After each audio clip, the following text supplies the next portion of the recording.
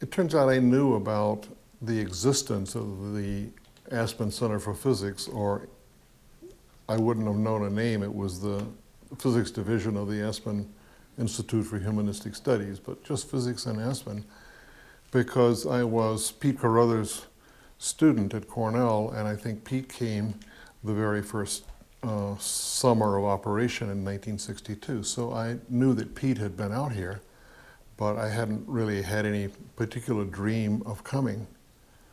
And the first year I was a postdoc at Minnesota with Steve Gaziorowitz and Harry Sora, I discovered on the bulletin board, well, first of all, an urban university like that is very different from my experience at Cornell in a small town where the faculty tended to come back to their offices in the evening, and it was a lively place round the clock, 12 months out of the year. In an urban university, people tend to leave at the end of the day and for the summer and all of that. So I discovered on the bulletin board a poster or an ad from the Aspen Center for Physics, and so I applied. I also discovered I didn't know much about the Physics Center, but I also saw a poster advertising the Boulder summer schools, which were famous, and I had studied some of the lecture series from Boulder. And fortunately, the two invitations came within a short time span. Boulder, as a postdoc, I had 12 months support, but after all, I'd just gotten out of graduate school and didn't have any money. And Boulder offered me a few $100s as a dislocation allowance, and the Physics Center offered to admit me. But I made the right choice. As you know, Boulder is no longer in existence at that summer school, and Aspen is. And so I came in 1966 as a fresh postdoc with my family. Of course, I was admitted at an undesirable time on opening day. Practically nobody was here. Randy hadn't shown up. I don't remember meeting Peter that year. But nevertheless, that month was a heady experience. Of course, I was used to interchanges with the people on the faculty in my department, but I was meeting people from all over, and in this informal setting of people from different fields sharing. I don't remember who I shared an office with, but in those days you always shared an office with someone whose specialty was slightly different from yours, and you couldn't help but learn something that was unintentional, that was unplanned. One of the people that we met was Marvin Barb Ebel from Wisconsin. He was a senior professor at the time, and we engaged in some social activities together and enjoyed things, and that led me to apply for a postdoc at Wisconsin, where I hooked up with Randy in a productive research environment.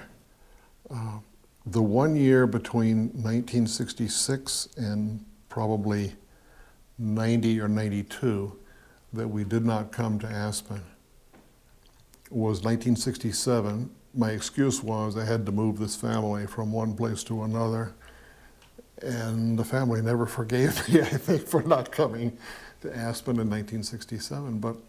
But over and over again, there were unexpected encounters, meeting people like Murray Gell-Mann, getting to know people from different fields, and it was just tremendously exciting for a young person trying to find his way.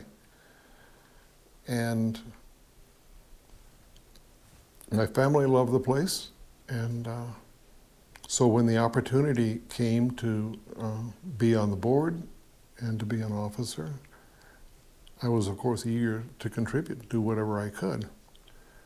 As I said in another part of the interview, I had gone to Los Alamos again with Pete Carruthers in 1973 and sort of de facto had to deal with this probably $5 to $7 million budget. I don't quite remember.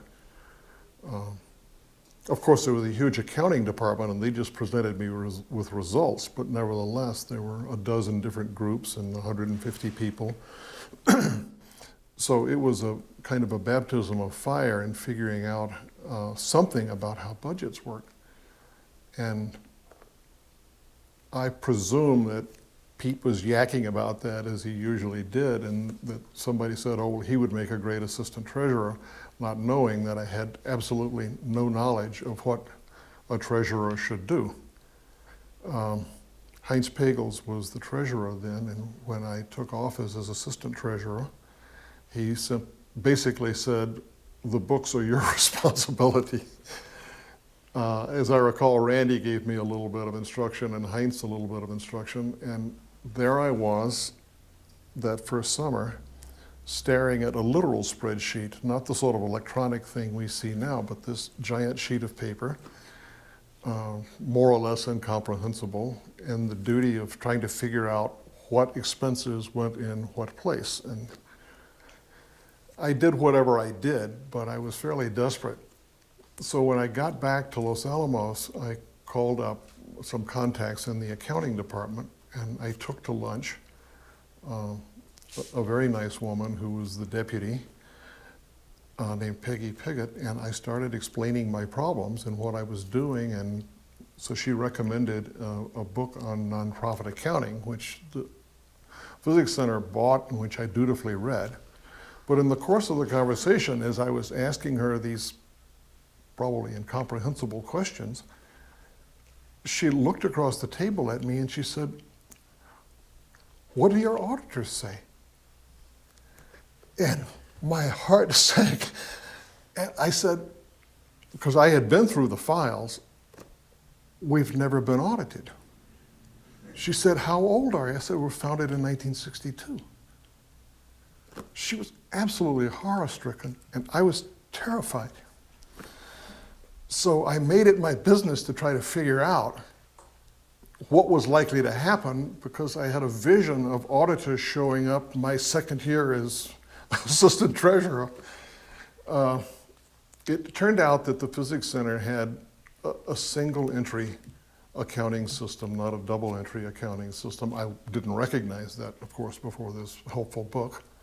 And it had reversed debits and credits, and there was no list of assets or depreciable assets or anything else. So the more I thought about this, the more terrified I became. And I set about in the next summer to put in a new accounting system, but I was sure that auditors were on the horizon. So I spent a lot of time going back and recreating what I imagined might be auditable books for the previous 2 years. I was relieved when I went down into the archives and looked in the accounting records that I couldn't find any records previous to 1977. So a lot of the activity went on there. One of the other things I had discovered at the lab, of course, is that overhead exists. And now most professors regard overhead as a slush fund for the dean, but it actually pays in institutions for real cost, like replacing equipment that's died or replacing roofs and doing all kinds of things. And we not only didn't have a list of equipment, even of depreciable equipment, we practically owned none. And it wasn't clear who owned the buildings, whether we could depreciate them or whether the Institute was.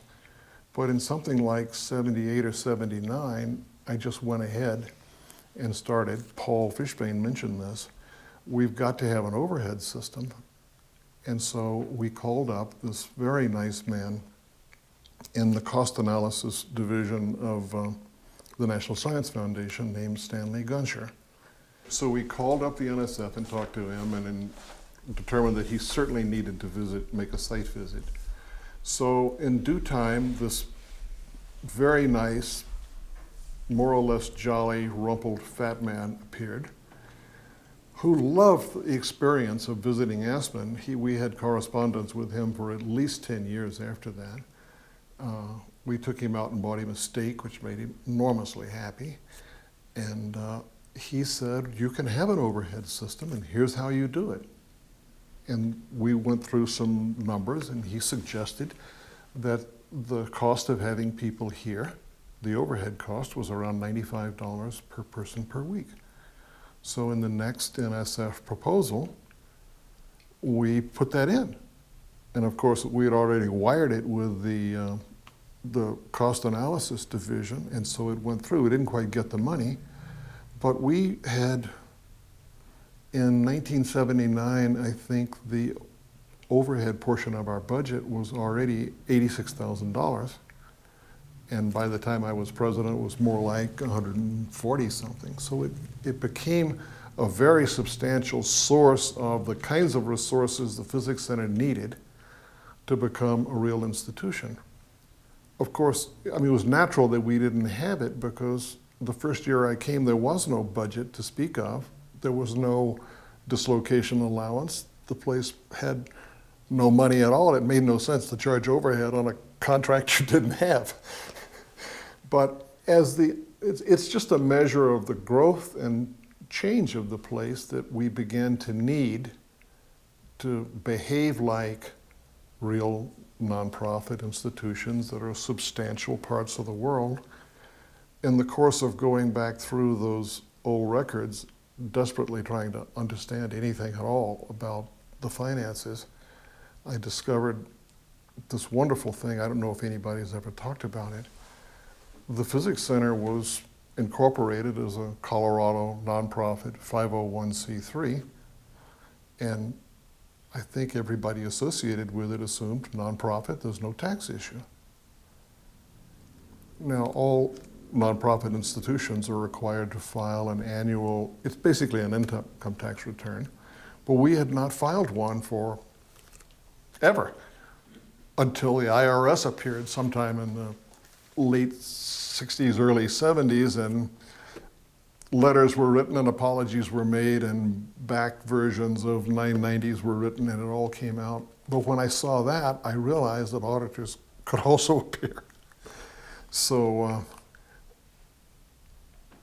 I think the new accounting system helped a bit. We went through some difficulties because we really didn't have anybody with training in bookkeeping.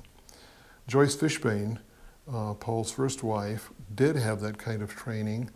I don't remember whether we paid her or whether she volunteered, but she did a lot of service for a couple of summers in helping to regularize that, writing some instructions so that subsequent bookkeepers and treasurers could find a smoothly running operation. And indeed, finally, an auditor did appear. I think it was the summer of '87 or so when I was president.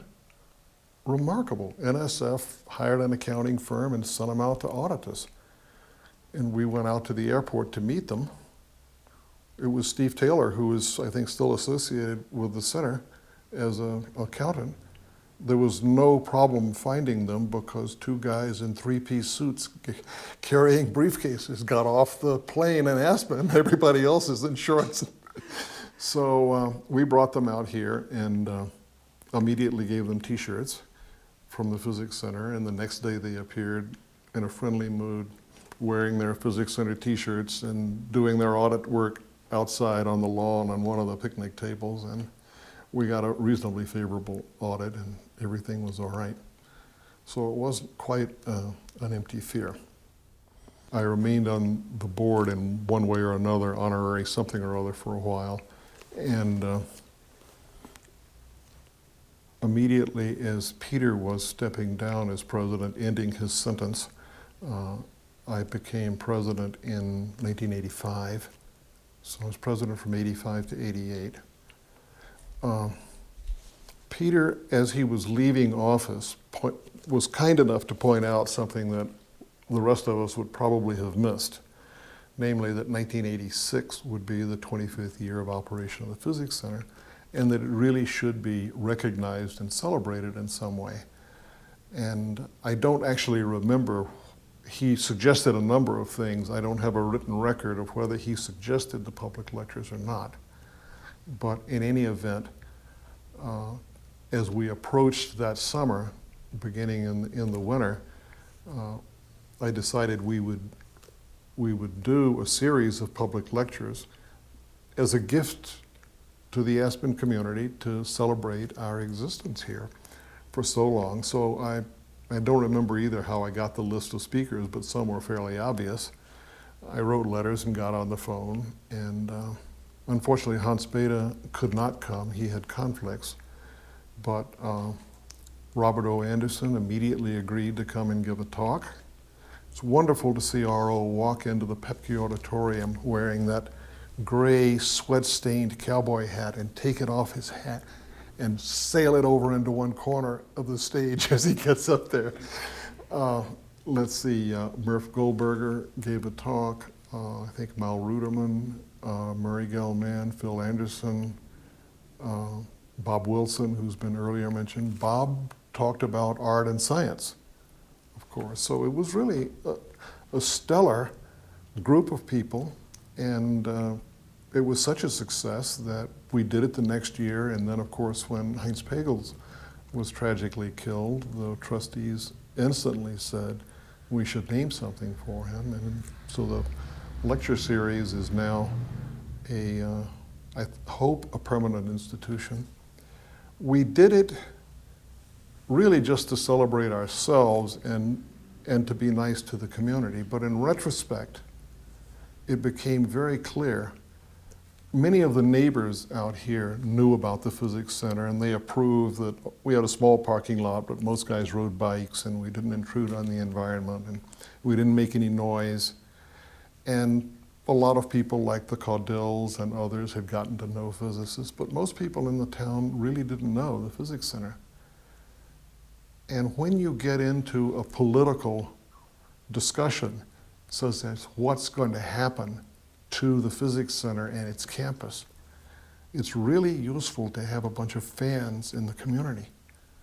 And most of those public lectures that went on in those years were 2/3 of Pepke Auditorium to all of Pepke Auditorium. When you have a Nobel Laureate, it packs the place. So we had a lot of friends in town, and I'm sure that we stumbled into doing this, but I'm sure that it helped a lot to create this political atmosphere that had people saying, you dare not touch a hair on the head of the Physics Center because they're good guys. So we did a few other things. I appointed all of the past presidents to run a celebration, and we wrote to Bill Sterling, the mayor, who's been mentioned in other parts of these interviews as a friend of the center. And I found a notice that he had actually designated, I think it was August the 6th, 1986, as Aspen Center for Physics Day in the city. So we were doing a few things like that to really, not to curry favor with the city, but to be friendly to our neighbors and to deliver something. We made all these jokes about, the music associates can do it well because they can give music concerts. Physics concerts are really kind of hard to sell, but it turned out not to be hard. It's a very intellectual community. And I think Peter mentioned that we made contact with the Rotary Club, and many of us went at 7 o'clock in the morning and had breakfast and tried to say something coherent for 10 minutes at 8 o'clock in the morning. So we did a number of things in those years that helped. Other people have talked about the extensive set of exchanges with Soviet scientists. And there's lots of correspondence in the file with people whose names I no longer remember from when I was president, as we tried to set up these visits and make sure that it was always a struggle because the Soviets are not used to the idea that their distinguished scientists should apply for something. And of course, at the Physics Center, our tradition is that everyone the president, our Nobel laureates, everyone fills out an application form. Maybe some are more equal than others with the admissions committee, but it does set a sort of egalitarian standard, and the Soviets could not deal with that. They wanted to designate people, and of course we wanted to look. I think we were less concerned about them sending an actual live KGB agent, which I doubt that they ever did. But I would be very surprised, certainly when I visited the Soviet Union, many of the people that I was around, there was always a party member there. And I think the shepherd, as we called it, the person who was looking over their shoulders as they declined to sniff cocaine or something like that, was probably a party member. And I'm sure they had been coached quite a bit to avoid getting bound up in sexual picadillos or whatever while they were visiting here. In those years, the president was typically housed in a charming little house over on Bleecker Street. And for the 3 years I was president, we tried to go back to something that George and Betsy Stranahan had been good at, entertaining the board and trying to make sure that people got together on social occasions. So we had an annual party at the house, and we invited the Soviets, and in the front bedroom of that house was a queen-size or king-size waterbed. Not a very good waterbed, because it didn't have baffles in it and it moved a lot, but a waterbed. And the Soviets were sort of interested in this. Waterbeds have all of these associations, and there was an occasion when one of them lay down, we lie down and see what it's like. One of the guys lay down on the waterbed in the midst of this party, and the rather attractive wife, I've forgotten who, of one of the physicists went and lay down on the bed beside him. And he was fired out of that bed as if from a cannon. She no more than touched the bed before he leapt out as if he was about to be caught in some photographable incident or something. But we did work fairly hard to correspond to people with people in our academy and funding agencies to make sure that we could make the Soviet visits work. And they did, and they were a scientific success. There are a couple of other things, just little asides, that will give us, maybe just remind us of how much life has changed. I looked at the president's reports that I wrote, and in 1987, I said to the board that we were acting on a suggestion that had been made the year before, that the Physics Center should consider experimenting with electronic mail. Those were the words I used, which we did. Nick DeWolf kindly donated a modem and a terminal, which was placed over in Betcher Hall. We were using offices from the Institute. And you could go over to Betcher and use the modem to call up your home institution and check your email. And given the wireless network here now, I guess the experiment was more or less a success. That's also the year in which the Physics Center got its first fax machine. Just in this relatively short period of time, there really have been great changes in the way we live with technology. I might like to say a few more words about what it was like in the early days. We arrived here in the very first opening day in June at Stranahan Hall to meet Mike Cohen in the lobby, who was delighted to see that I had hiking boots on and thought maybe we could do some climbing, not quite being aware that I was terribly acrophobic. But most of the regulars were really not here, and we were a bit at a loss, but the town was so small and so informal with all these unpaved streets. We had good relations with the Institute in those days, and very informal relations. So that if you had kids and wanted to go to a swimming pool, there was no public pool. But there was a small pool on the Institute property at the Meadows, which physicist families were welcome to use. So Margaret took the children over there and got to know Mrs. Yorick, the wife of the president, and various trustees and people visiting the Institute. And we found ourselves invited as a raw postdoc. Margaret and I were invited to an Institute reception at the Yorick's house, now the Historical Society, basically not having any idea how to behave in circumstances like this. But it's a measure of the informality of the city in those days. We did, of course, come over Independence Pass in its unpaved state. And I guess again in '68 when we came, and the standard measure for separating the men from the boys, when you walked in, the first question always was, did you come over the pass? Because if you were chicken, you drove around and came through Glenwood. Yes, we came over the pass. And that open, informal characteristic of the Physics Center, I've already talked about how it applied to physics, having lunch out in the patio and sitting across the table from senior scientists and talking to them about their science or world affairs or what have you, but it extended to the social aspect as well. When we came back in '68, of course I already knew Randy, and we began the hiking. I had only done, I think, one hike that first year. I took a 6-year-old and a 4-year-old in my ignorance. We almost made it to Buckskin Pass.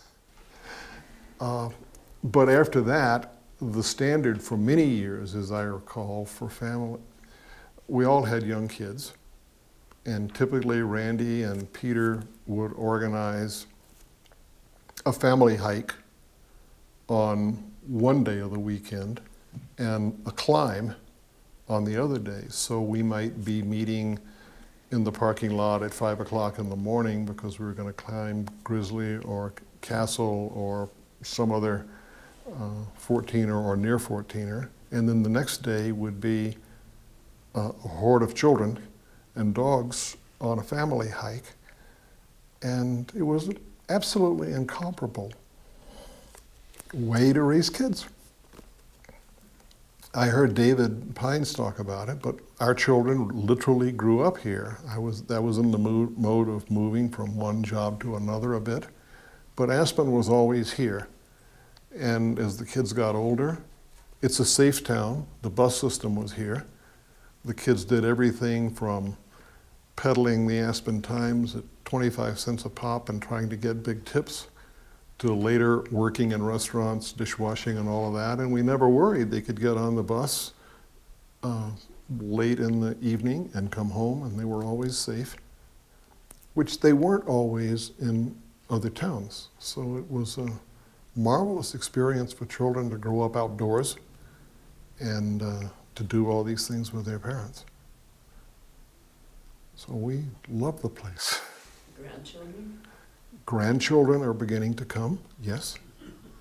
I have a grandson in Boulder, a daughter in Boulder, and they'll be here next weekend if the plan continues. That grandson caught his first 6 rainbow trout at the age of 4, I think, while visiting here.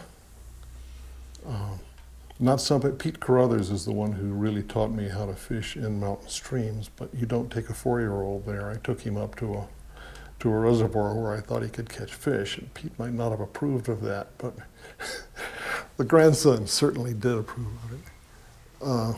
So having visits from grandchildren means a new generation coming here with very different experiences because they aren't associated with the center. They're in other fields, but many aspects of Aspen are the same. Many have gotten worse. We've lost some irrigation ditches. We have paved streets and traffic lights, and no longer are sheep driven through town in June to the high pastures. And most of the vacant lots are covered with condos. But, you know, a lot of things change, and the Physics Center is still here. I think the Physics Center has changed enormously. And it is, of course, an enormously stable, established institution with stable financing, and it's well known worldwide now. This is the place on the planet to do theoretical physics in the summer. So that is all to the good. This thing that was started 40-some years ago has really blossomed into a tremendous institution. I've heard what other people had to say about the evolution or changes in the program, and I don't know whether they're necessary. Whether they, in my memory, there was what I've always characterized as a mythology about, namely that the National Science Foundation would not fund us unless we had something to point to, like workshops. I've never seen any correspondence that established that, and I've heard enough stories from people like Boris Kaiser to believe that it really was a myth. Just as I think it was a myth that we couldn't have an overhead system. But myth is sometimes much more powerful than fact. People begin to believe things.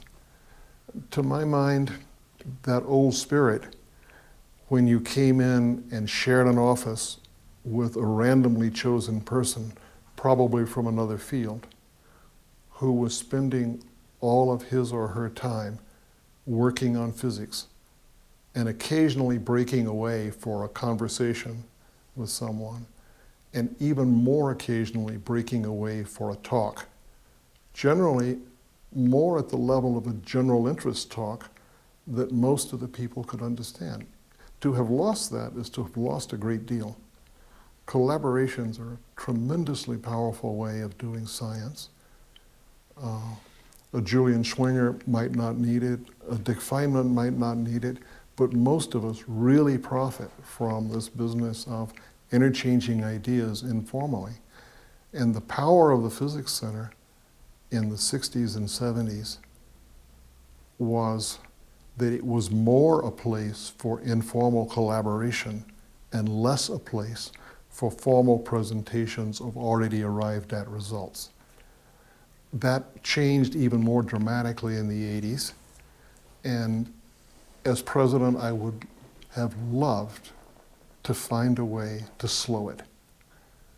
But one of the strong features, one of the strengths of the Physics Center is that it's changed its power structure, if you will. The Board of Trustees changes, the officers change, so there hasn't been ossification. The tension for an institution like this is always between never changing and becoming sort of rigidified in your ways and changing so rapidly that there is no memory of what the place is like. There is no solution to it. It just requires a continual struggle against this tension. But it's now clear, after a number of generations of turnover of members of the board, that everyone who now comes here believes that this is a place for workshops. And putting on the poster, it's a place for informal collaboration, is something they simply skip over while they're going down to see if there's a workshop that interests them. So I believe it's a loss, even though the institution is extremely strong as it now stands and valuable to the science community.